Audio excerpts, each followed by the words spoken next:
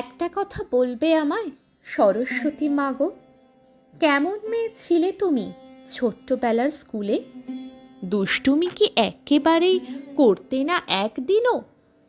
একদিনও কি যেতে না মা ক্লাসের পড়া ভুলে? কেমন করে স্কুলে যেতে গো, হেঁটে না সাইকেলে? তোমায় তুলে নেওয়ার জন্য আসতো পিক আপ ভ্যান। আজকে আমার জ্বর হয়েছে, আজ যাব না স্কুলে।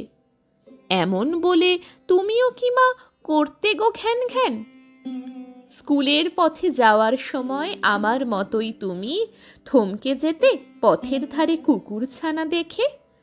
আমার মতন মিসের বকা তুমিও খেতে নাকি, অঙ্ক খাতার পৃষ্ঠা জুড়ে পাখির ছবি এঁকে? জানতে ভীষণ ইচ্ছে করে সরস্বতী মাগো, কজন তোমার বন্ধু ছিল, কেমন ছিল তারা? ভাগ করে কি আচার খেতে স্কুলের ছুটির পরে? স্কুলের ব্যাগে লুকিয়ে আচার আনতো কারা কারা? বলবে কি মা সরস্বতী, তোমার স্কুলের ব্যাগও আমার ব্যাগের মতোই ছিল, এমনি মোটা ভারী? হাঁফিয়ে উঠে তুমিও বুঝি বলতে আমার মতো, ছোট্ট আমি, এই এত ভার বইতে কি আর পারি? ছুটির পরে থাকতো তোমার কখানা টিউশনি? আঁকার ক্লাসে কখন যেতে, কখন নাচের স্কুলে? শিখতে যেতে সাঁতার তুমি, ক্যারাটে আর জুডো? বিনার তারে তান বিঁধে গান কখন নিতে তুলে?